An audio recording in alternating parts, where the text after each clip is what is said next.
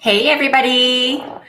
So I'm just going to wait a while. I'm a little early, but I wanted to make sure that we get started on time. So I'm going to get Leslie to give me a thumbs up to let me know. A lot of the times I'm using a third-party app to stream live here. So the responses or the questions that come through might not come right away.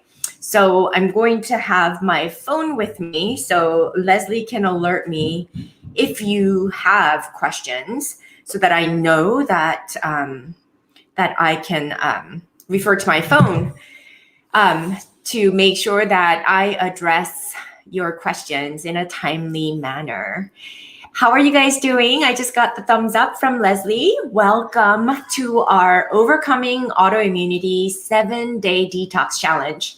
I just want to tell you, 2 months ago when we did this, it's changed a lot of perspective in those who joined in. And I know many of you guys are here for the second time around. There's a lot of new people that came in. I think we had over close to 700 people that signed up for this Overcoming launch, as well as the existing people that signed up again to join us. So I just want to take a moment to thank you for being here and entrusting me and to have for you to have interest in your own health, so much so that you're here to help yourselves. So for those of you who don't know who I am, my name is Dr. Connie, and I have tons of education. I have degrees and professional certification, but it wasn't until my journey with autoimmunity, especially or specifically with lupus and Sjogren's, that I learned knowledge doesn't really help me. It's applied knowledge in every day that was helpful. But this week, you'll learn what's even more important is really truly being healthy versus doing healthy. I want you guys to really clarify what that means, to be healthy versus do healthy, right? Because we just get so busy doing the things that other people tell us it's going to help us, as if taking a supplement, getting lab tests, and chasing after the problem is going to give us the solution, but it never does. I've been really chasing all those things for a long time before I really had to buckle down and really get true to myself and really recognize that really healing is an inside job. And I just want to elevate the way you think about your health so that you can be truly empowered to do everything you can to help yourselves so that you can truly embody true health and wellness in every aspect and facet of your lives today. So I just ask that you enter this live training with me with a beginner's mind. Bring only innocence, curiosity, and complete openness to whatever you may learn without confounding it with what you think you know. Because oftentimes what you think you know is exactly what's keeping you from making forward progress. So set aside all that you think you know, and I ask that you give me undivided attention and be completely open to receive the insights and wisdom underneath all the knowledge that I'm about to share this week. I've been around long enough to know that many of you have subconscious expectations from the program, from me, and have ideas and opinions of how things should be. We all bring our individual differences and programming to the table, but I want you to put that aside and truly absorb everything as if it's the first time. And because I have so much to share, and just adapt this beginner's mind so that you can be open to everything that I share with you. Because at the end of the day, understanding something and truly knowing something is very different. Doctors, for example, have limited understanding on autoimmunity, but don't truly know what it's like, nor what it's like to live with it, right? Every day you wake up, there's challenges that you face that they have no idea what it's like. Not even just with autoimmunity, but just pre-existing life circumstances that often get in the way of our efforts to get well. And understanding and knowing needs to be differentiated in the context of our time together this week, because I don't think many of you truly understand the power you have in knowing your condition.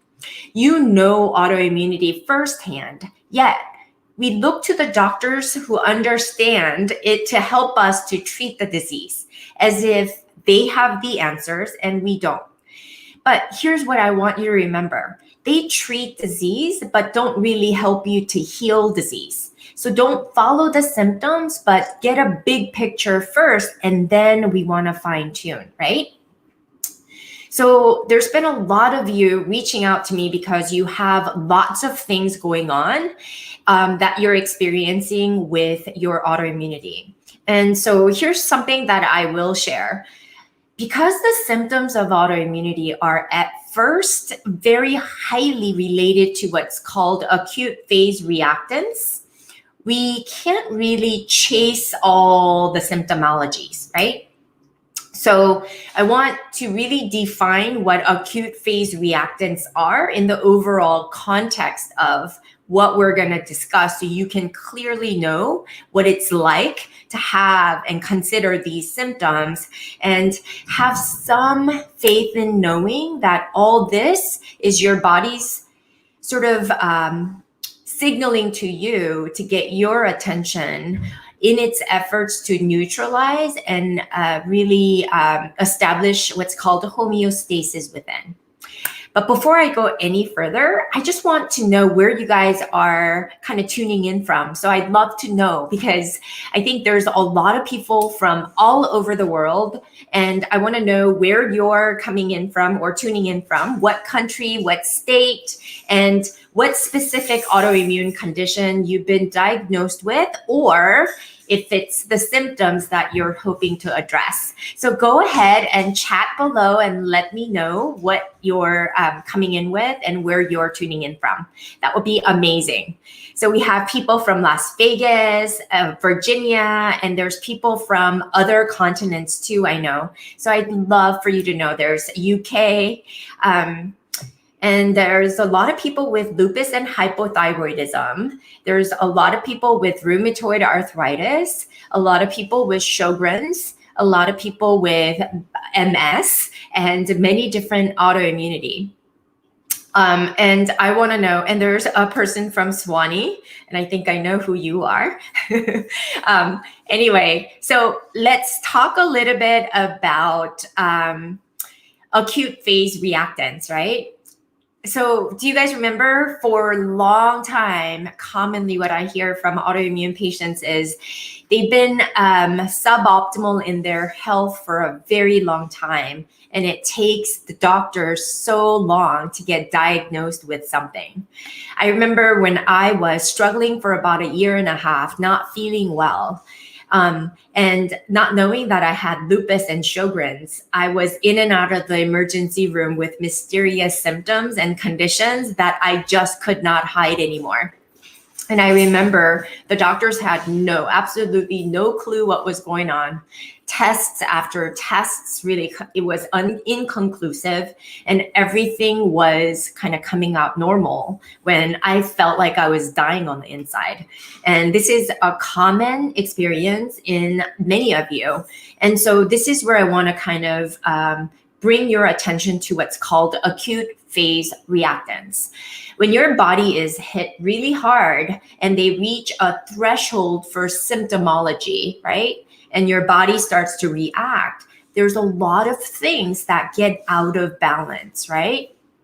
And it's a wide range of pathophysiological responses, such as high fever, low or high white count, hormonal alterations and fluctuations, and sometimes muscle protein depletion, and combining to minimize the tissue damage while enhancing the repair process. This is sort of your body's protective mechanism, and your liver produces pro-inflammatory cytokines, which is linked to COVID, cytokine storm, right? We know all about this, right? So I want you guys to know that these acute phase proteins are regarded as important in activating the complement system in our immune system, in binding cellular remnants like nuclear remnants and things that get produced as byproducts from the inflammation. And it's trying really hard to neutralize all the enzymes. It's scavenging and modulating everything to make sure what is super kind of inflamed to kind of come back to its baseline physiology. And in that process, if you are in and out of the hospital with mysterious symptoms, that's a common experience. But the doctors will give you a medication for just about everything. So high blood sugar count or high cholesterol, blood pressure can go up. Your hormones like hypothyroidism can be experienced and resulting in a lot of medications that are trying to address all these little things, right? But sometimes the best approach is to kind of write it out and let the body do what it's supposed to do and what it does best, which is to really establish homeostasis and to heal, right?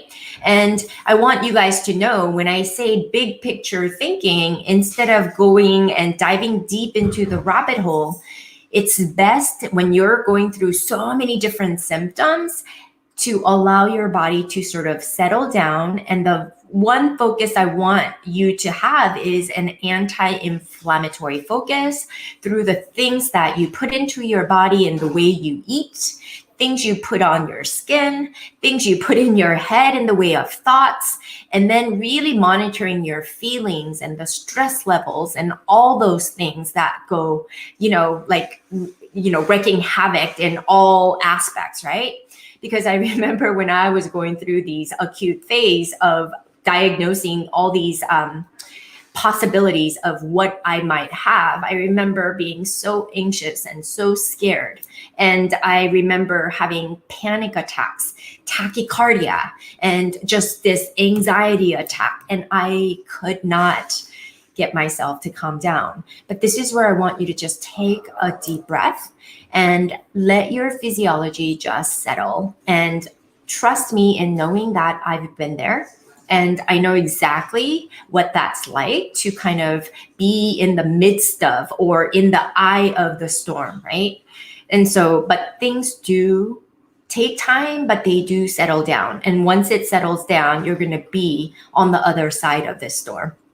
So all of this is fine, and all the solutions that you've tried might have worked to some extent, but not to the full extent, because when you're chasing after each symptom or condition and really busy pegging down a specific disease, I want you to know from a medical standpoint, we just need those, definitive answers to plug it into what's called ICD-9 codes to be able to bill your insurance company and to diagnose you. And once that diagnosis is attached to your medical profile, that's something that's with you forever. And I not only had difficulty getting health insurance after that, but life insurance was out the door, and it's going to affect everything. And all these things kind of adds to this.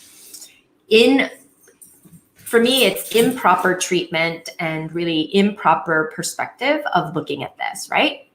So this autoimmune health rebel community operates from the belief that autoimmunity can be healed. And I want you to really, truly believe that. Because unless you do, you're going to go against yourself. And when you're going against yourself is going to sabotage all the efforts that you put into this.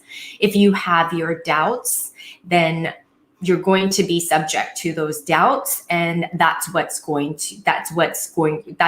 you're going to create. Over the weekend, I read a quote. It said, "Belief and faith can move mountains, but doubt can create mountains, right? And so victim mentality versus victor, because we all have a choice to stand one way or the other, but I want you to really stand as the victor and the rebel that you are in doing everything you can in your power to heal yourself. Because I can tell you from a medical standpoint, systemic standpoint, all the things that I've acknowledged and experienced and gone through on this side of the equation is that we don't know. The medical system is systemically failing our patients. And once we get diagnosed, our main job, our business plan is to keep patients sick. Otherwise, profits don't go around, right? So you really have to remember that you're your best ally in terms of being on your side. So health is yours to keep, right? Conventional or holistic, functional medicine, or even functional medicine, all operates under the premise that they understand your condition and can help to treat you. They prescribe all the things you have to do, be it meds, supplements, diets, etc., but don't look to you to engage in your own healing, right? That's the mishap, in my opinion, right? It's a passive approach based on doctor-patient hierarchy. And I want you to take that hierarchy away. I want you to lead your own healing. And that's what this is all about. It's to elevate and empower you so you live life on your terms and you dictate exactly what you need in your plan of care. And I'm here to tell you that healing really is an inside job. In order to heal, you must not only change, but transform from doing health to being healthy. It's a decision that you have to make. I want to give you your power back once and for all so that you're in this position of dominating over your own health. It all makes sense, or it'll all make sense as we go through this week together. So I've been in clinical practice helping patients just like you as I navigated my own autoimmune obstacles. And I just want to come clean and warn you that I'm pretty much a straight shooter. I don't beat around the bush, and I will say it like it is because that's what it takes to get you to pay attention and to get you to do what you need to do. I tend to give tough love because that's what it takes to not only reclaim your life, but to heal once and for all. That's the way I am, but you'll know that everything I do comes from a place of deep connection, knowing and caring for your best outcome.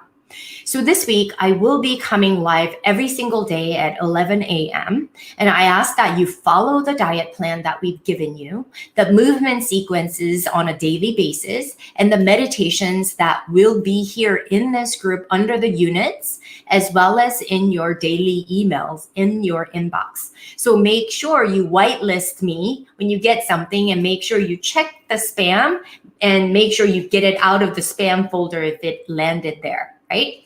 And also, I want to encourage you to please share and invite those who you think will benefit from this time together as well. And this week is going to be full of not only great information, but experience that leads to transformation from the inside out. So again, let me be super clear. I don't buy into any one dogma, tactics, or theory. I believe we're all unique and different. I'm a rebel by nature, and I don't like to follow the rules, but I do learn enough to safely break the rules to suit my needs and the needs of my patients. And in my education and experience in psychology, nutrition, physical medicine, functional medicine, Eastern medicine, and yoga, not one single discipline provided me with all I needed to navigate my own obstacles with autoimmunity. It required all of them, and I believe my gift to you is in putting it all together, connecting the dots of our fragmented and broken dogmatic medical and holistic approaches into a principle-based approach that allows you to pull it all together. It's the yin to the yang, broad strokes to the finer strokes, big picture to the details, acid to alkaline, sick to health, and putting the power back in your control. And I want you to adopt the mindset that healing is a state of mind, and in order to regain health, we must be healthy first. The work together this week is truly knowing what it means to be healthy versus do healthy, right?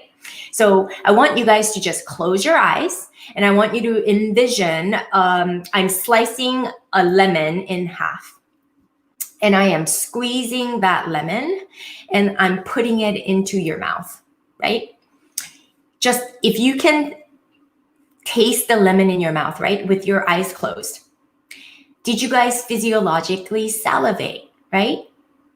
It doesn't have to be true, but we can have a physiological experience from the imagination, right? It's a visual cue of envisioning the lemon. We were able to create salivation, right? And so that triggered some physiological response. In the same way, you guys, if you guys can visualize your body to heal, it'll energetically align with what you want it to do. So this is the power and the dominion that you have available to you. Do not look to other practitioners to fix you from the outside in. It has to happen from the inside out. So let's start out talking about autoimmunity. I gave you that example to let you know that power of your thoughts and your feelings and the physiological effect that you have. That's really what this is about, right? And we have to address all of it. What's inside, what we choose to experience through the foods and through all the experiences that we have, through the circumstances and the perceptions that we choose to sort of buy into. So this is all in your control. So talking about autoimmunity, okay? 1 out of 12 women and 1 in 24 men have an autoimmune disease. And the truth is that medical education provides limited learning about autoimmune disease.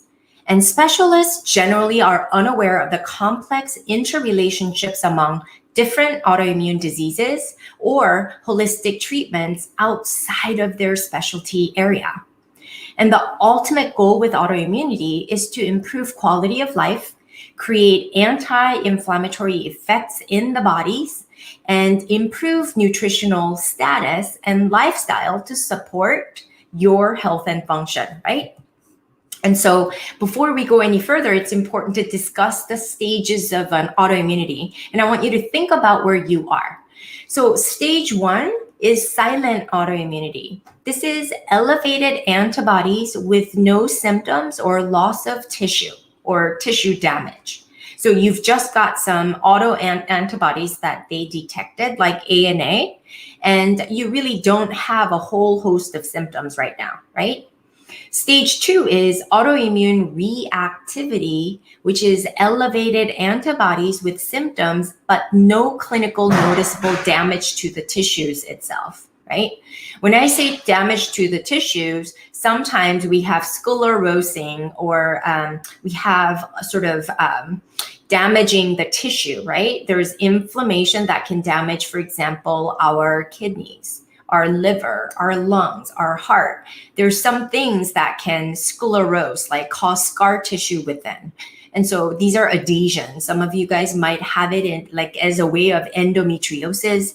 PCOS is, another form of inflammation that can lead into autoimmunity. There's a whole host of these things that happens on the inside. So as long as it's not caused irreversible damage, then that's stage 2. Now, stage 3 is autoimmune disease. It's elevated antibodies with symptoms and measurable tissue destruction.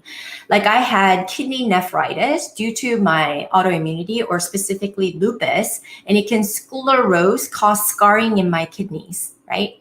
I was able to recover, like I have no sclerosis, even though it got really close. I have no real damage to my kidneys. But if I were to have damage to my kidney function would be affected, and that can potentially lead to me needing dialysis to enhance my kidney filtration, right? So these are some things and big picture, I guess, spectrum that I want you to consider. So the Obstacles or challenges with autoimmunity diagnoses include symptoms across many specialties can affect all body organs. I'm sure many of you guys had cardiology, pulmonology, nephrology, rheumatology, immunology, infectious disease, youth dermatology. You guys have seen all of them, right? They are tied to their own specialty. Autoimmunity is just one of the factors that they consider within their scope of practice. So that's why I'm telling you, it's monkey business. It doesn't really holistically make you whole in that way. You have to take the big picture, pull the immunology with cardiology and how it affects the rheumatology to immunology and hormones, endocrine system and digestive system, all of it together needs to be considered. And medical education provides minimal education on autoimmunity, frankly. And specialists are generally unaware of the complex relationships or interrelationships among different autoimmune diseases. And there are a ton of autoimmune diseases. And initial symptoms are often intermittent and non-specific until the disease becomes acute. And research is really, really limited in scope in terms of autoimmunity, because we're getting new emerging autoimmunity. It's almost becoming an epidemic worldwide today. Okay. Many of you guys are frustrated with the treatment options for both holistic and conventional for good reason.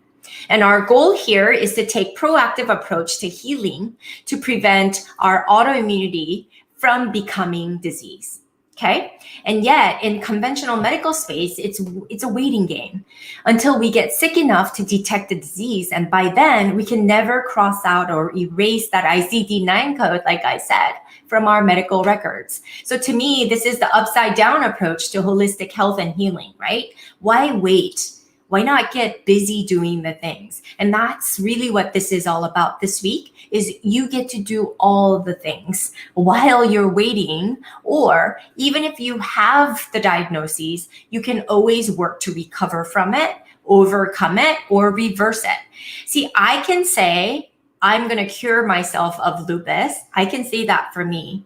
But as a healthcare practitioner, I have to have a disclaimer to say, I cannot claim to do anything like that because of the FDA and my license regulations that keep me shackled, like handcuffed and limited by my licensure, right? Because lawsuits and liability, right? And they want to make sure that you understand that whatever autoimmunity condition that you have, I've had so many doctors look square in the eye to me and say, Miss Gian, you have an incurable disease and you'll be on medications forever.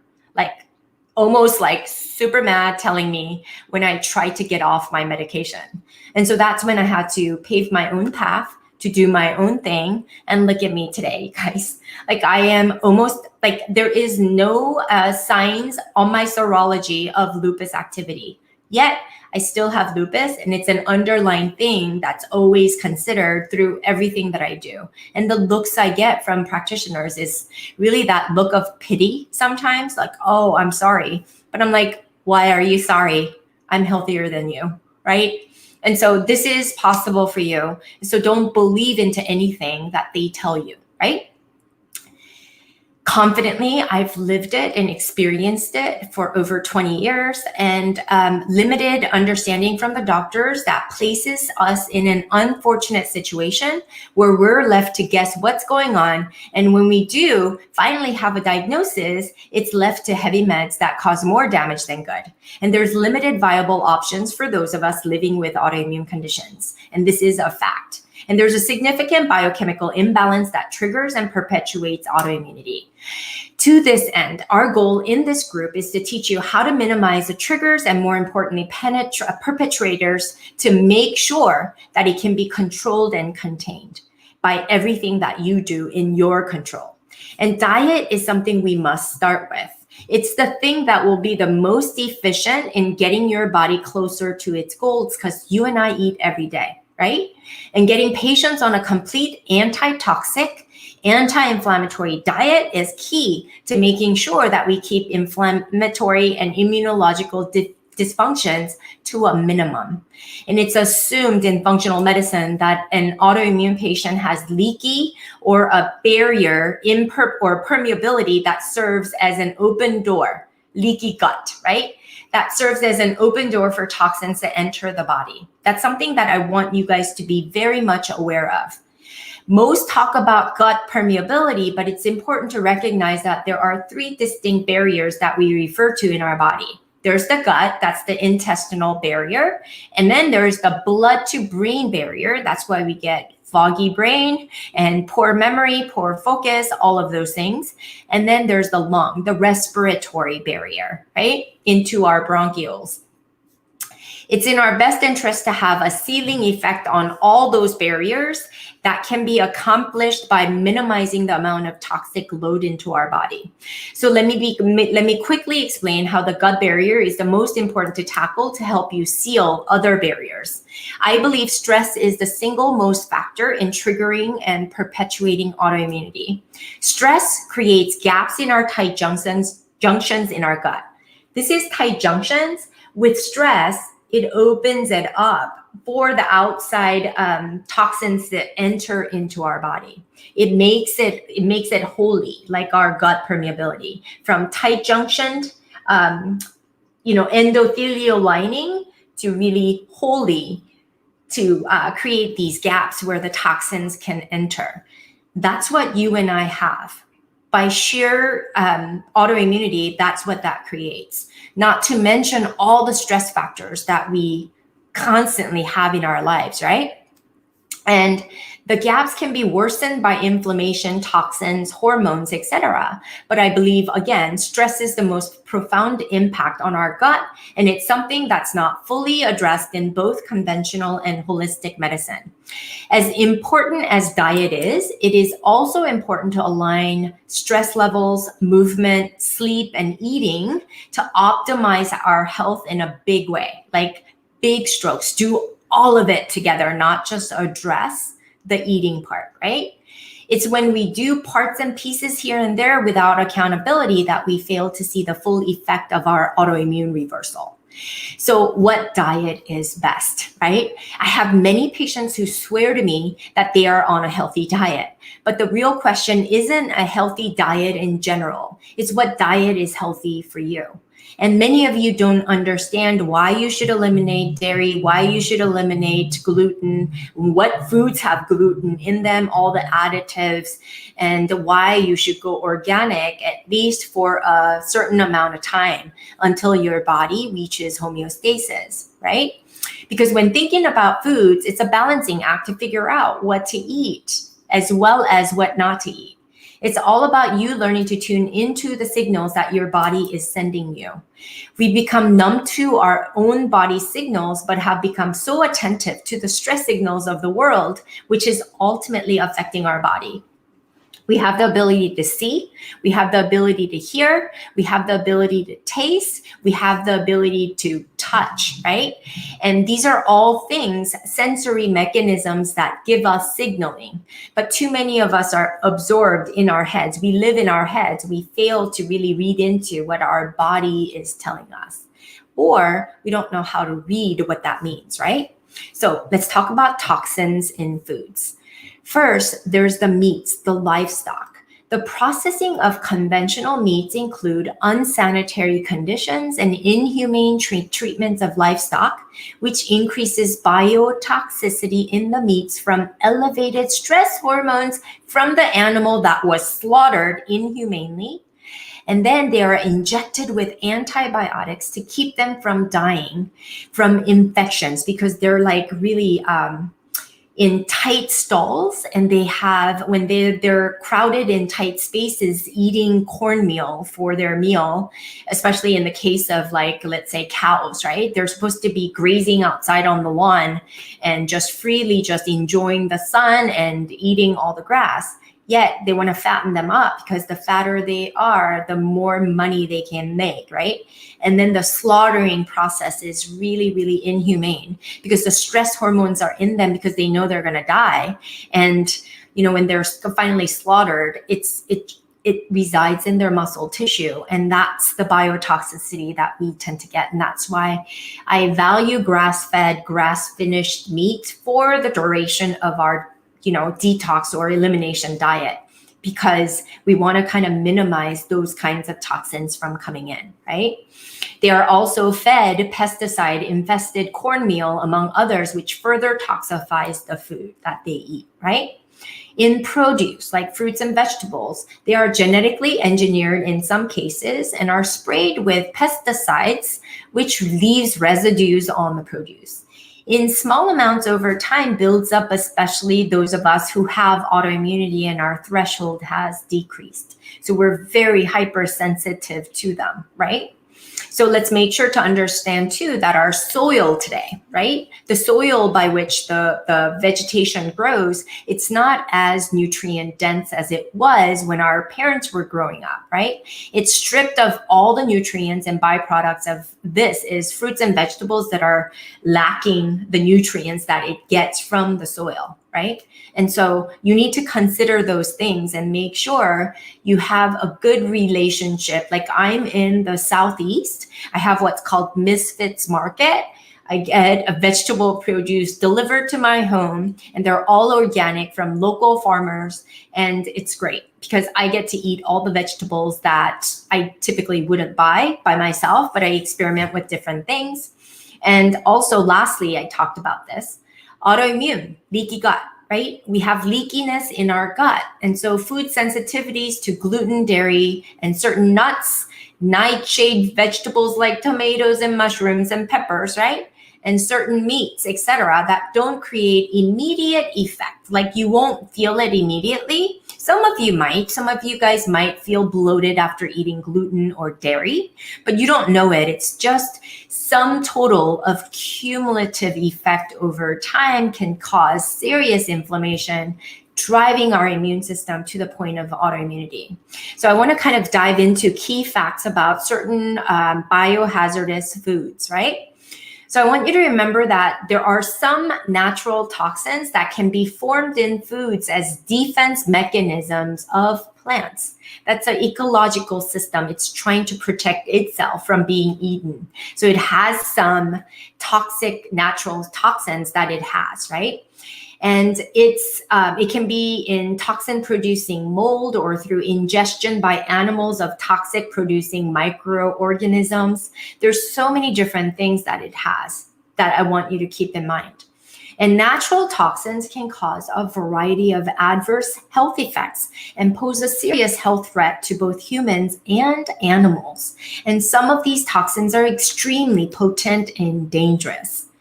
And negative health effects can be acute poisoning, ranging from allergic reactions to severe stomachache and diarrhea, and even death sometimes. And long-term health consequences include effects on the immune system, reproductive or nervous system, and also cancer. So it really allows us to pay attention to what we're feeding our bodies to make sure that we're minimizing all the toxins from entering our body. So what are natural toxins?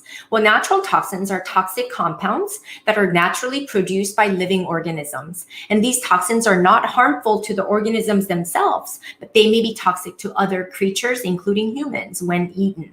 And some toxins are produced by plants as natural defense mechanisms, like I mentioned, against its predators, insects, or microorganisms, or as a consequence of infestation with microorganisms such as mold, in response to climate stress, such as drought or extreme humidity sometimes. Other sources of natural toxins are microscopic algae and plankton in oceans or sometimes in lakes that produce chemical compounds that are toxic to humans, but not to fish or shellfish that eat these toxic producing organisms.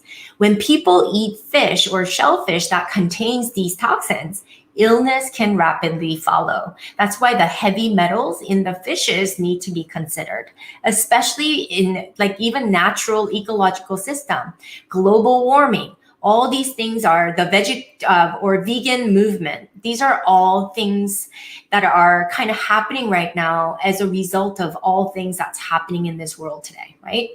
Some of the most commonly found natural toxins are as follows, and I highly recommend you write them down. It's not included, but you have a little notebook that you have, right? The worksheets that you downloaded from our emails. And if you have not gotten that, please comment below so Leslie can attach the file here. It's in our group. I believe that she uploaded it under files, but if not, she'll drop a link here. Number one is aquatic biotoxins, okay? Toxins formed by algae in the ocean and freshwater are called algal toxins, ALGAL toxins. Shellfish such as mussels, scallops, and oysters are most likely to contain these toxins than fish. Algal toxins can cause diarrhea, vomiting, tingling, paralysis, and other effects in humans, other mammals, or fish as well. And these algal toxins can be retained in shellfish and fish or contaminated drinking water. They have no taste or smell and are not eliminated by cooking or freezing, right? And so this is completely out in our elimination diet, by the way, for that reason. And then second is furocoumarins, FUROCOUMARINS, okay? These toxins are present in many plants, such as parsnips, which is closely related to carrots and parsley, celery roots, citrus plants. That's why citrus is out, except lemon. Lemon water is okay for our time together. Grapefruit and bergamot, and some medicinal plants. Tongue twister. Furocoumarins are stress toxins and are released in response to stress, such as physical damage to the plant. Some of these toxins can cause gastrointestinal problems in susceptible people. And it's safe to assume that we're susceptible. And next is lectins. You hear this a lot in autoimmune protocols, autoimmune diets. Many types of beans contain toxins called lectins, and kidney beans have the highest concentrations, especially red kidney beans. As few as 4 or 5 raw beans can cause severe stomachache, vomiting, and diarrhea. And lectins are destroyed, though, when dried beans are soaked for at least 24 hours and then boiled vigorously for at least 10 minutes in water. Tinned kidney beans have already had this process applied, and so can be used without further treatment generally, but again, it's out for our elimination diet. Next is mycotoxins. Mycotoxins are naturally occurring toxic compounds produced by certain types of molds. Molds that can produce mycotoxins grow on numerous foodstuffs such as cereals, dried fruits, nuts, and spices. And mold growth can occur before harvest or after harvest, during storage, in the food itself, often under warm, damp, and humid conditions. And most mycotoxins are chemically stable and survive food processing. So the effects of foodborne mycotoxins can have acute, with symptoms of severe illness and even death appearing quickly after consumption of highly contaminated food products. Long-term effects on health of chronic mycotoxin exposure include cancers and, of course, immune deficiency. Next is solanine and glycoalkaloids. All solanine plants, which include tomatoes, potatoes, mostly nightshades, right? Eggplants, contain natural toxins called solanine and glycoalkaloids. While levels are generally low, higher concentrations are found in potato sprouts and bitter-tasting peel and green parts, as well as in green tomatoes. The plants produce the toxins in response to stress like bruising, UV light, microorganisms, and attacks from insect pests and herbivores. To reduce the production of solanine and glycoalkaloids, it's important to store potatoes in dark, cool, dry places and not to eat green or sprouting parts. Absolutely no. And by the way, all these foods, nightshades, are out during the elimination diet, so not to worry. I just wanted you guys to know why, right? Next is poisonous mushrooms. Wild mushrooms may contain several toxins such as muscimol and muscarine, which can cause vomiting, diarrhea, and confusion, visual disturbances, salivation, and hallucinations even. Onset of symptoms occur 6 to 24 hours or more after ingestion of mushrooms, and fatal poisoning is usually associated with delayed onset of symptoms. I'm sorry, you guys. I've got little ones down here. Onset of symptoms which are very severe with toxic effects on the liver, kidney, and nervous system, right? And it's important to note that cooking or peeling does not inactivate these toxins. It's recommended to avoid any wild mushrooms unless definitively identified as non-poisonous. So, how do you minimize the health risk from natural toxins? Well, when it comes to natural toxins, it's important to note that they can be present in a variety of different crops and foodstuffs. In an unusual, balanced, healthy diet, the levels of natural toxins are well below the threshold for acute and chronic toxicity. That's important to know. But to minimize the health risk from natural toxins in food, I want you to don't consume if it's something, don't consume or assume that just because something is natural, that it's automatically safe, right? I want you to get used to throwing away any bruised, damaged, or discolored foods, and in particular, moldy foods. And throw away any foods that does not smell or taste fresh or has an unusual taste. And only eat mushrooms from other wild plants that have definitively been identified as non-poisonous. So I have dirty 12 and clean 15. It's the, what does it stand for? It's the Working Groups 2020. So they always produce this complete list of dirty dozen and clean 15 produce that you can eat that's conventionally grown, and then making sure that the clean 15, you absolutely get the organic versions. Or is it the other way around, right? Dirty dozen, okay. Dirty dozen, the link to this PDF should be dropped by Leslie. I gave it to her this morning. And so there's 12 produce and fruits that you can get that must be organic because they tend to be super dirty and riddled with pesticides, all the things that I mentioned. And then there's the clean 15 where you can get away with getting the conventional versions. And I included this because many of you guys are on a budget. And I want you to know what you can get away with getting conventional versus what you absolutely cannot get away with if it's not organic, okay? Because of the genetic intolerance specific individuality that exists, it's hard to say this or that diet specifically for this reason. This is why there's so much contradicting information out there. So I want to propose that you start with a clean slate. Logically, you want to be on a diet where there's no stress or inflammation to the body whatsoever for a certain period of time to let your body reset itself. I am a rebel. I like what I like, and I want you to go back to eating what you really enjoy. But through this process, if you do it right, you get to really understand what foods that you don't want to reintroduce, because what I'm having you do following the elimination diet, it's the gold standard food sensitivity testing that you don't have to pay tons of money to find out, right?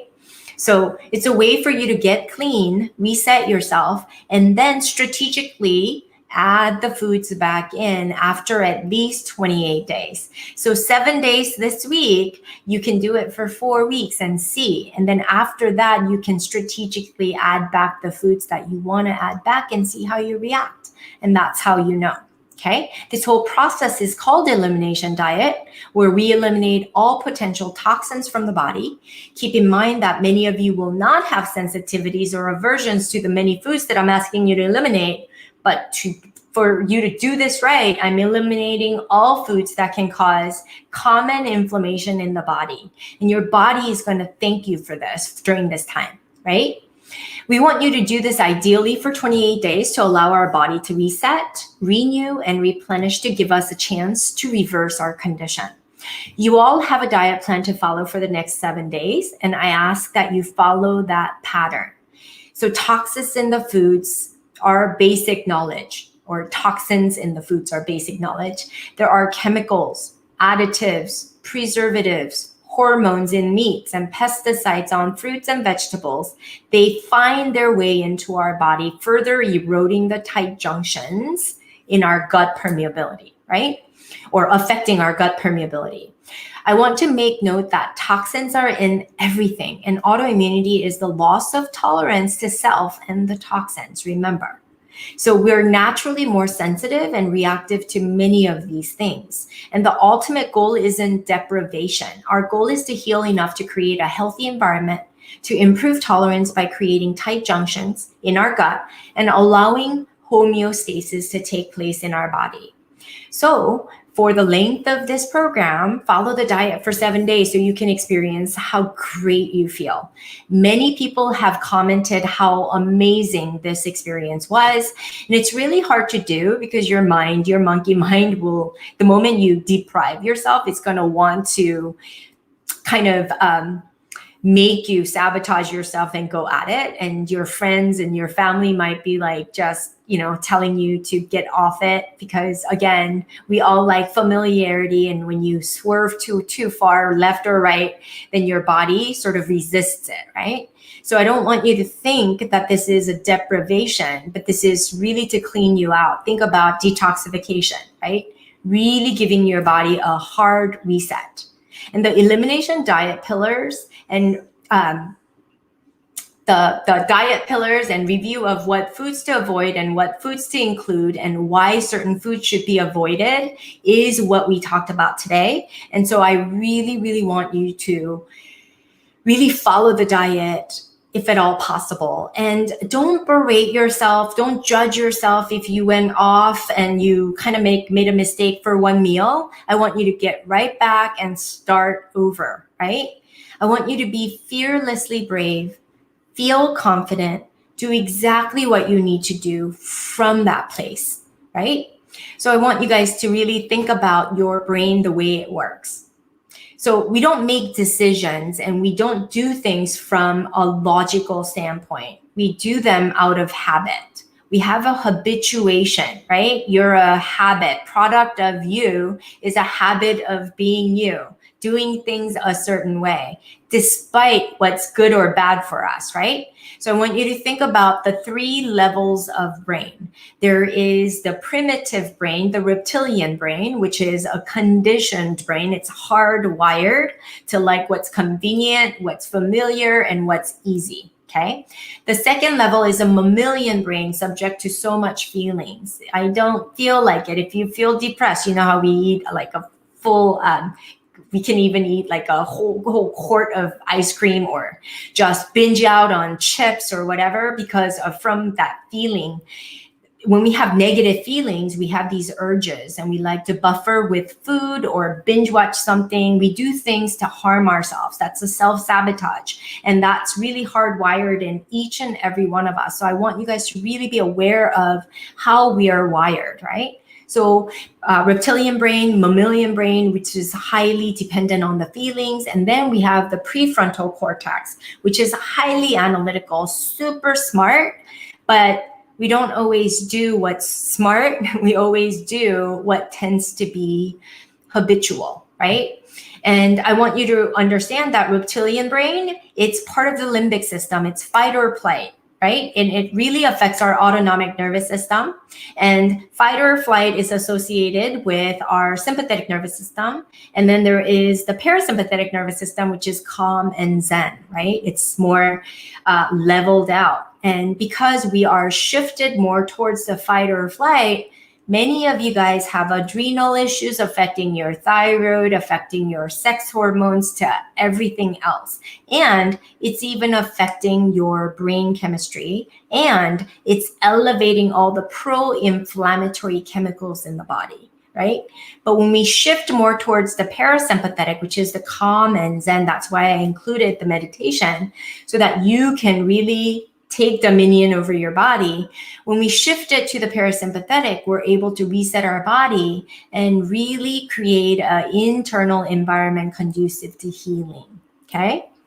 So I want you guys to really make decisions from your prefrontal cortex, understanding that you've got the reptilian, the midbrain, or the mammalian brain based on feelings are running all the decisions that you make, right?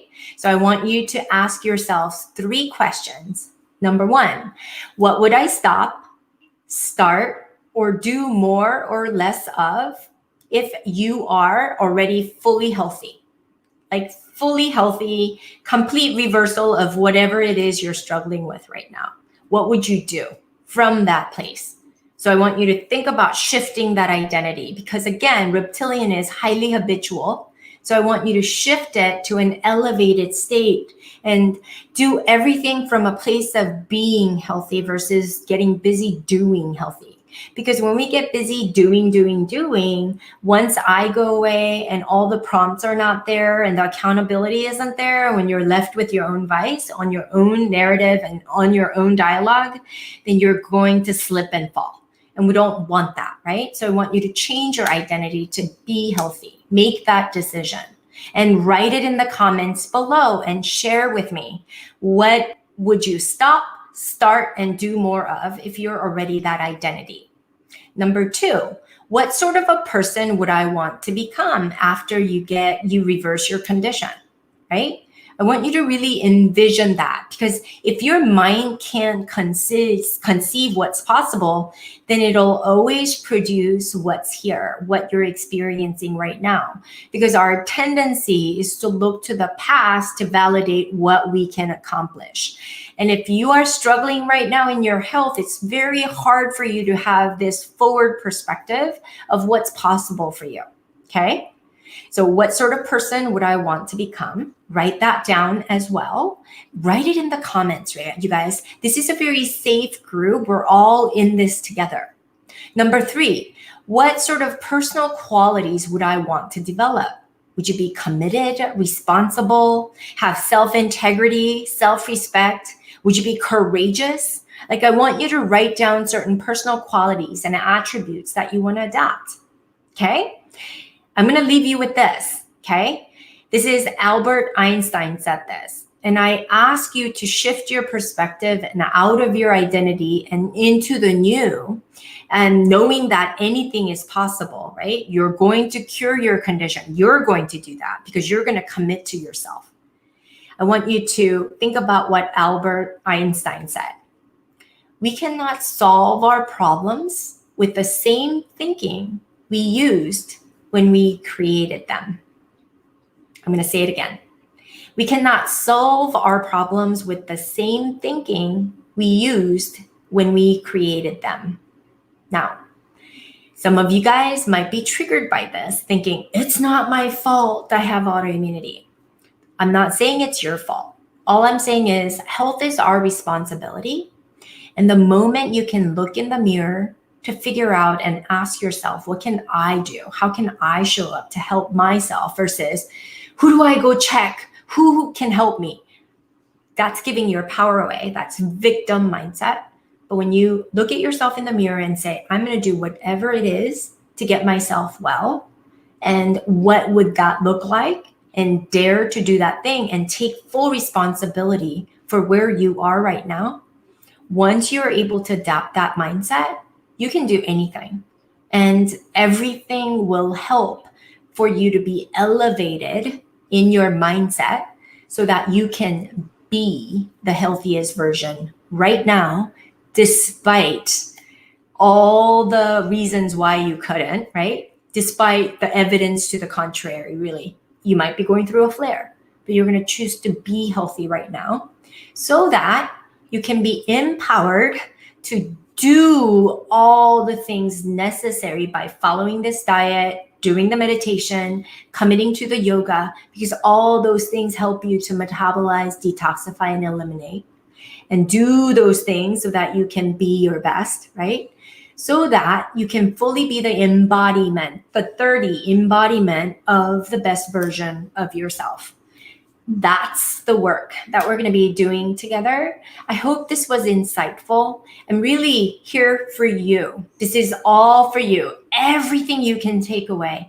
Learn as much as you can in the way that you need. Review this video, really get all the toxins and why it should be removed and how you should go forward and how your brain works to make sure that you really recreate your identity. Because here's another thing that I'm going to leave you with. You're not your thoughts, okay? You're the thinker of your thoughts. You're not your thoughts. You're the thinker of your thoughts. And that gives you all the power back in your court, because you can then create any thought you want and create the narrative around exactly what you want to create. I'm living proof of it, and I've been sicker than many of you, and I've done it. So can you. So with that, thank you so much for joining me. I am going to see if there's any questions. Awesome. You guys are awesome. If you have any questions, really reach out to my team. And if this is your first time, please check your messenger button in your Facebook.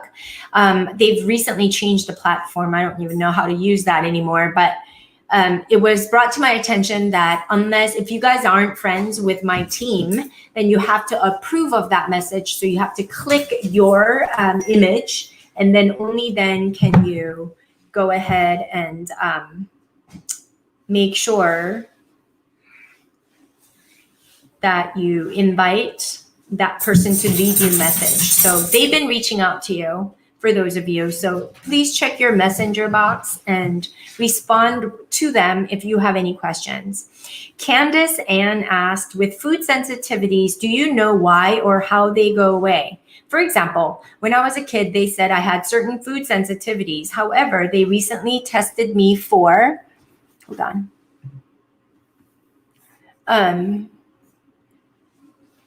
tested me for food sensitivities, and I'm not allergic to these things anymore. Honestly, I was a stubborn kid, so I kept eating those foods anyway, and my mom let me. Have you ever seen this? And when working with people where their food sensitivities go away? Yeah, so think about it, you guys.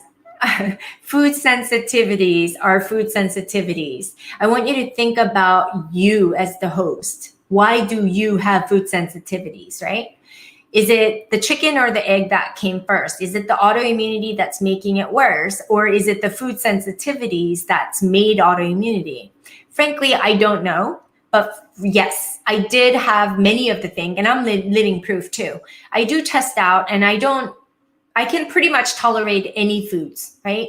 Kimchi, my origin, I'm Korean. So kimchi, fermented kimchi is my favorite food, but I still can't tolerate it.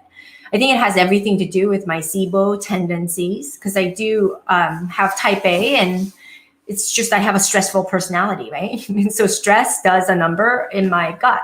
And that's an ongoing thing for me. That's why I'm like vigilant about it. But when I really do want kimchi, it bloats me up and it does cause sensitivities. Now, I don't know what sensitivities, if you have rashes or not, but it's absolutely something that you can overcome. And there's a lot of sensitivities even my younger son had when I got him tested. And now we're able to reintroduce a lot of what he was sensitive to. So as long as you don't have a true IgE, which is really a true food allergy. If that's the case, you can have, huge problems. You can have like airway that can be blocked. There are severe consequences to that.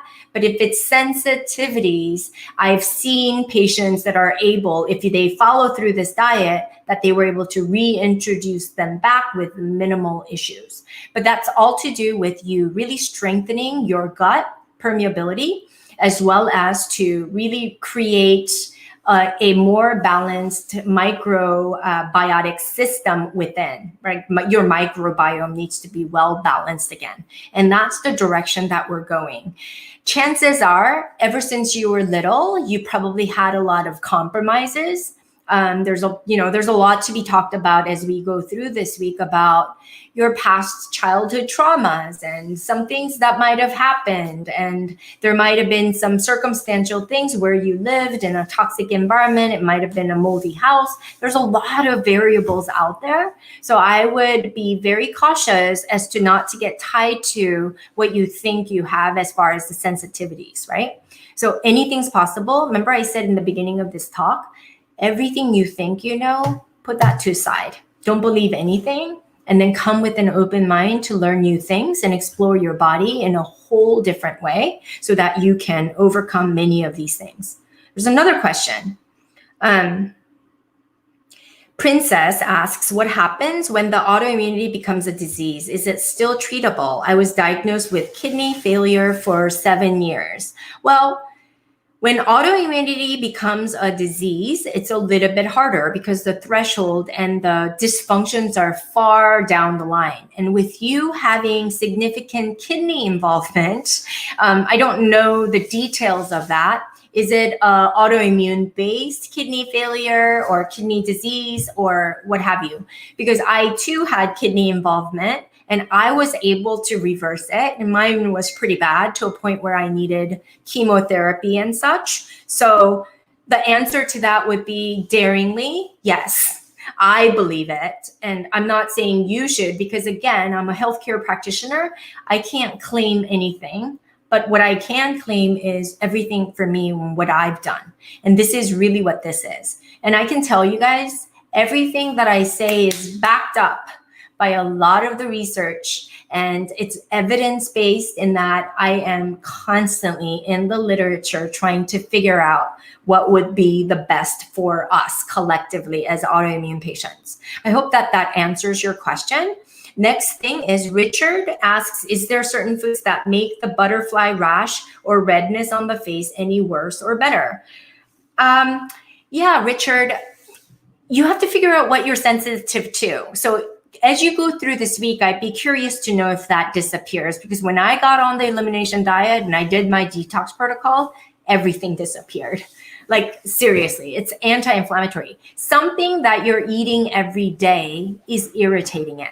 So I always say, if it's not working and you have tons of symptoms, it's worth changing so that you can change its course. And it's miraculous what food can do. That's why we're starting this workshop with the food.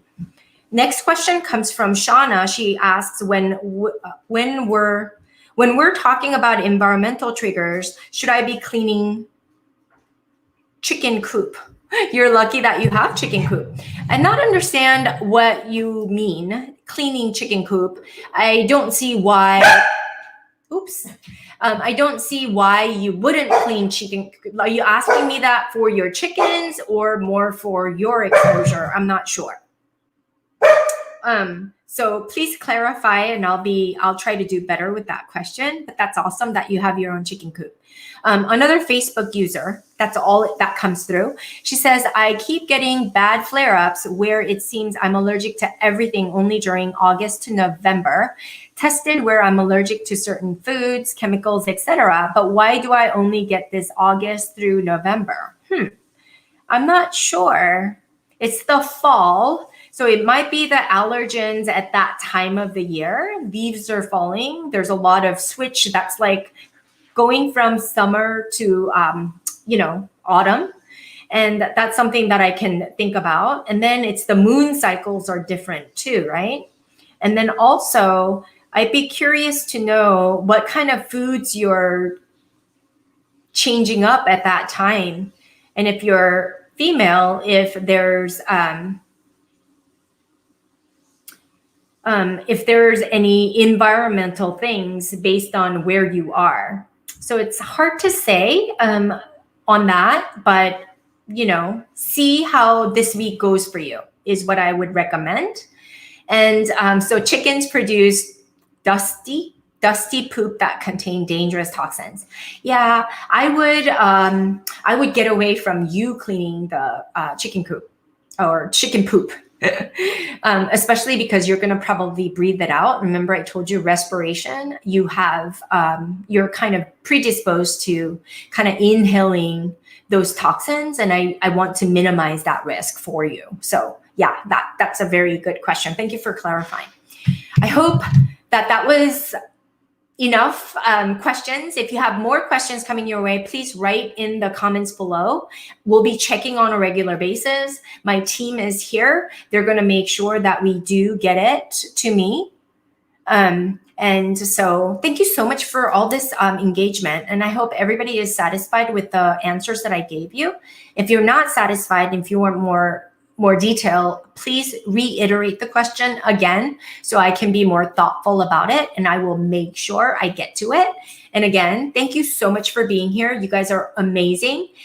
Have faith, you guys. Have faith that you can move mountains, and don't get so sucked into the worry, because worry will create the mountains, right? We don't want to create the mountains. We want to have faith and belief that we can remove mountains. Okay, I have one more question from Hannah. I'm curious to hear more on eating vegan versus non-vegan.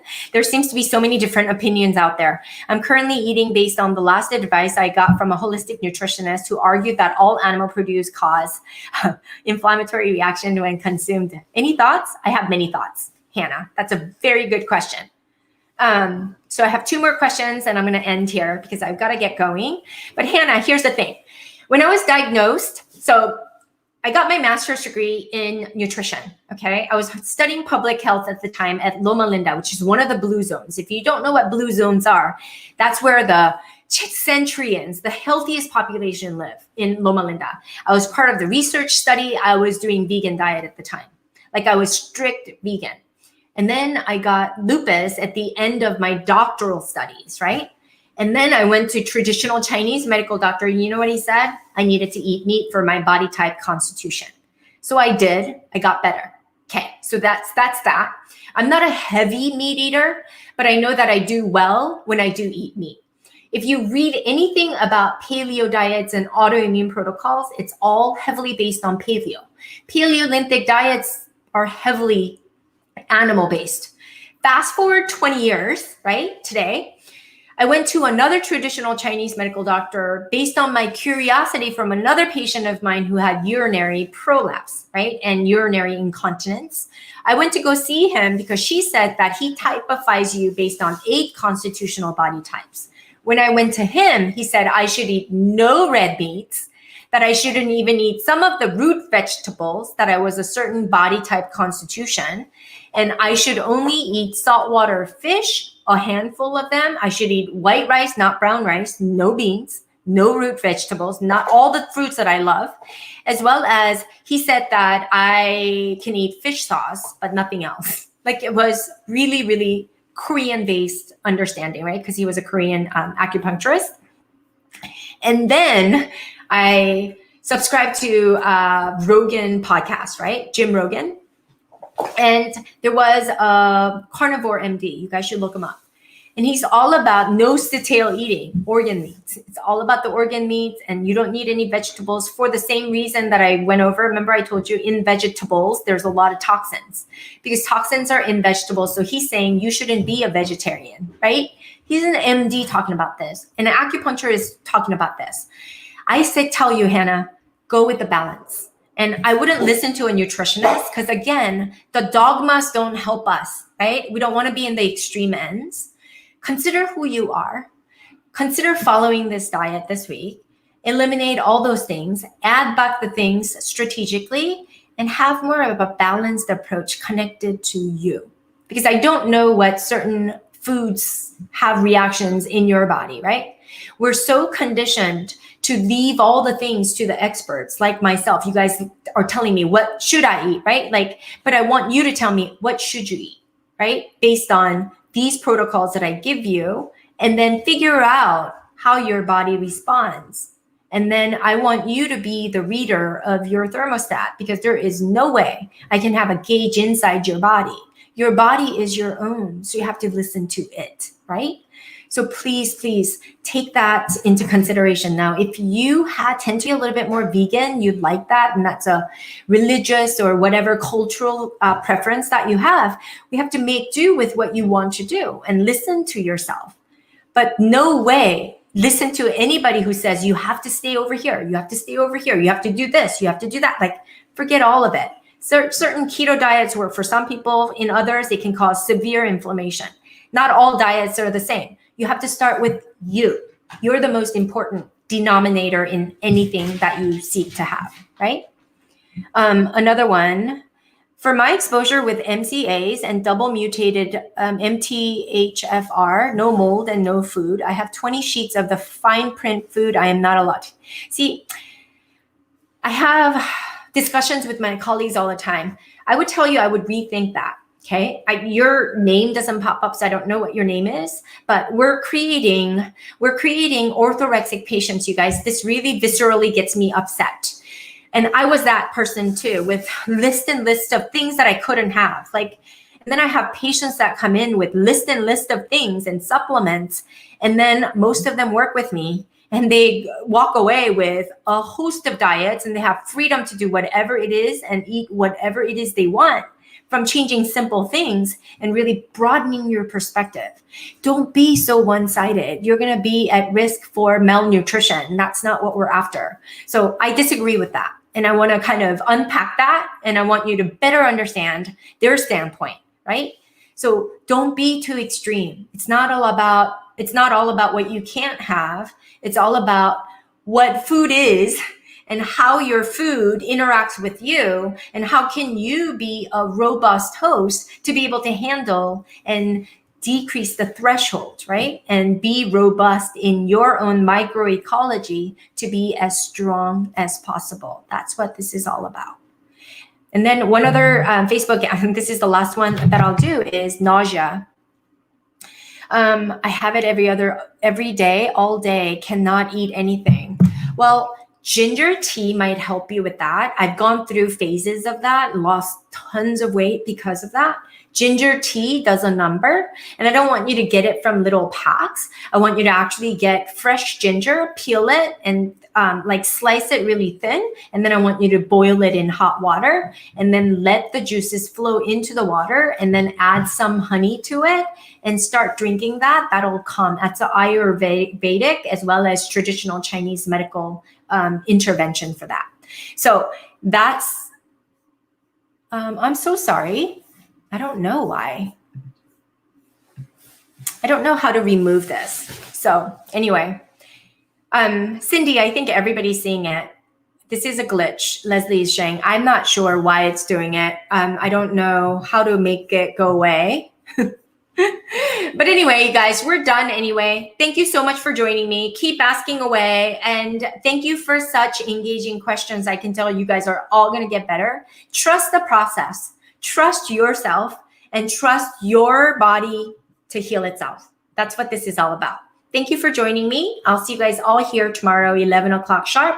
And for those of you who couldn't watch, there's another replay tonight at 8 p.m. If I'm wrong, Leslie, let me know. Leslie will make sure that you guys know and announce the replays as well here in this group. Thank you so much, you guys. I'll see you soon.